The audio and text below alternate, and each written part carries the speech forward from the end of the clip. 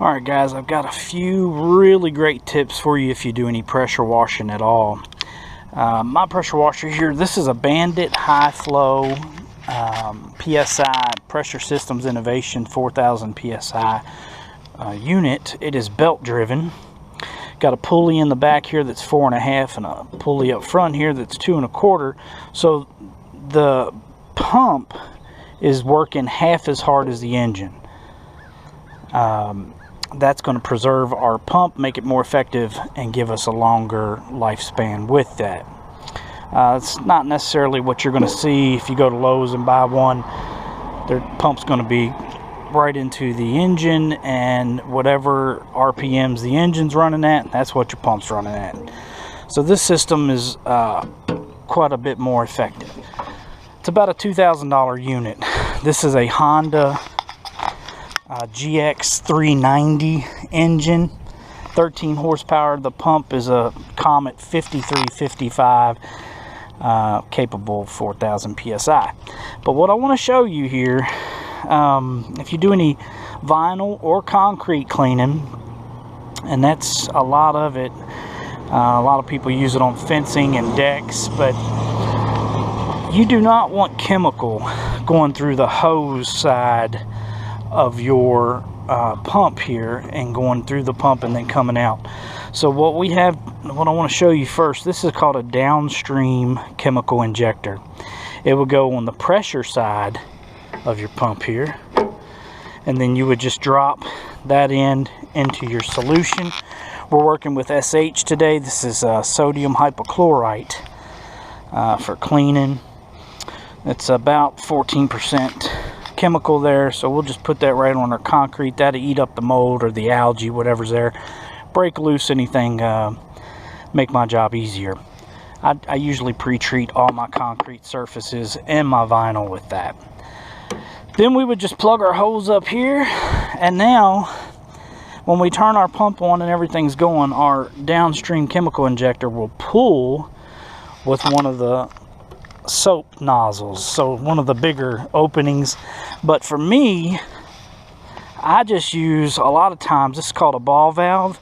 This is going to be working, this is a 3/8 coupler. You can get this at Lowe's. This here, that downstream injector, you're going to have to get that offline. It's $25 to $35, but when they ship it, that you get the hose, you get everything you need to go right into your machine. This ball valve you can get at Lowe's for, I don't know, 10 bucks.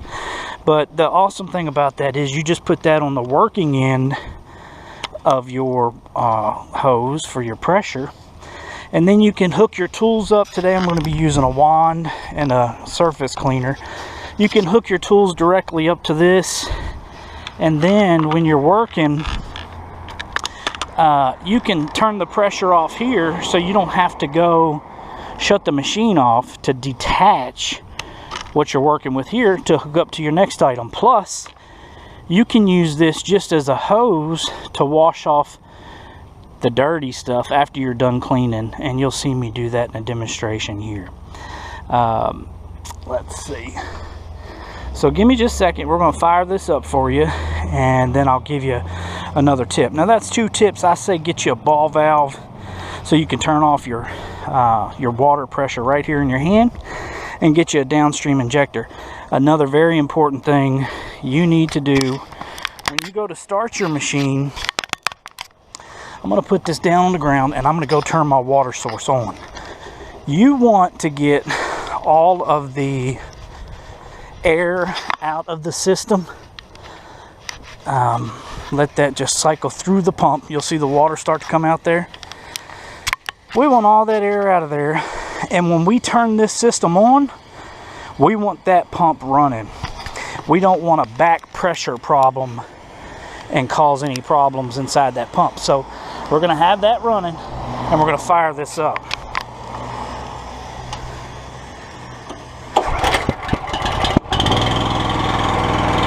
And so now we've got no back pressure problems. We got our pressure running here. We're going to shut this off, and then we can hook our hose, our wand. We can hook our wand right up to it, or in my case, I'm using this surface cleaner. I'll hook that right up to it, turn this around here, open that valve up, and now we're able to go. We're drawing chemical. I got the machine turned low right now just so I can get some chemical out here.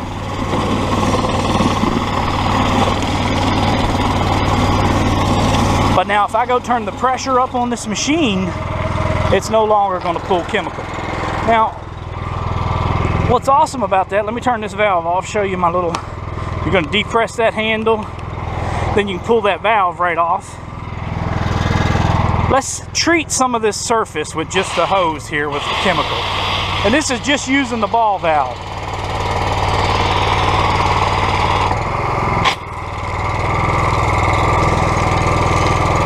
So as that starts to flow, you're going to see my chemical come right out. So I'm saving a lot of steps and I'm being more effective, and ultimately it's making me more money in a smaller amount of time. And I'm just going to treat all this real quick. This is the area I'm hitting.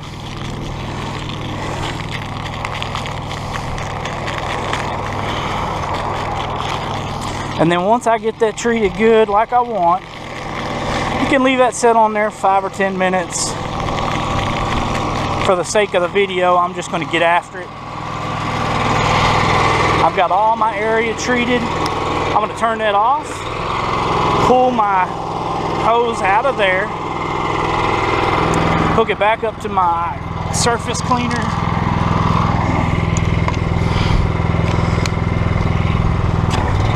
and we're going to get after it. Let me turn this up.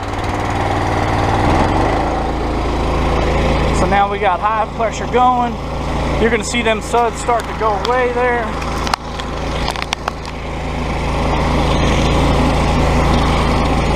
And now we're just cleaning.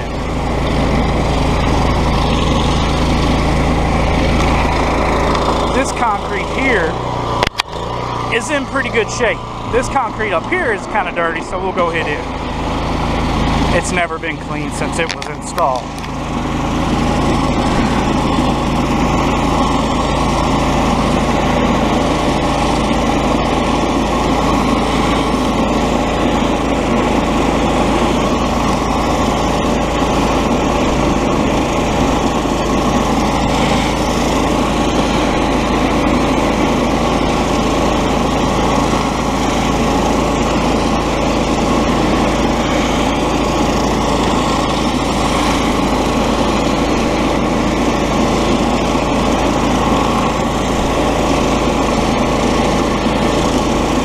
Give this a little rinse off here.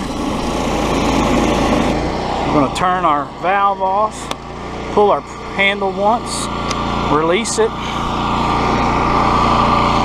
set our surface cleaner out of the way.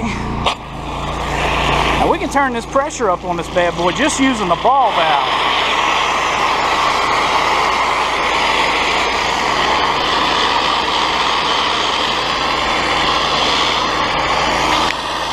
We can see the difference of what we've cleaned.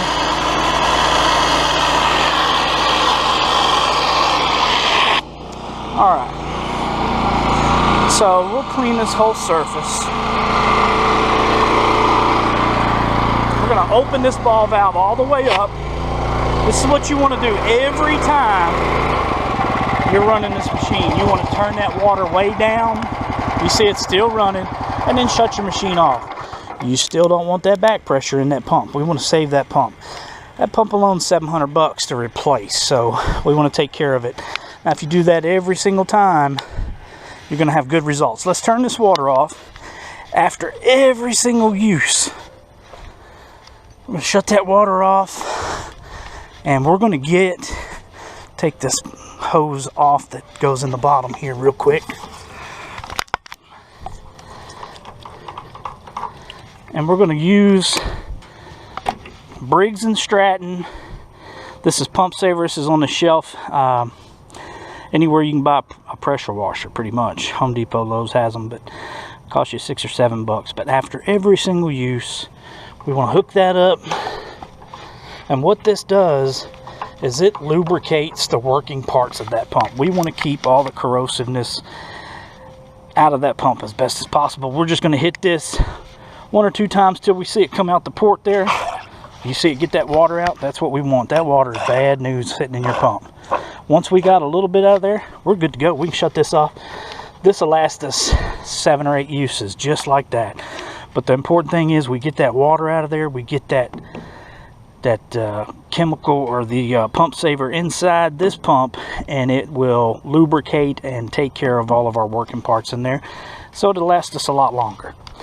So there's a few tips for running your pressure washer, keeping it running effectively and not costing you money down the road.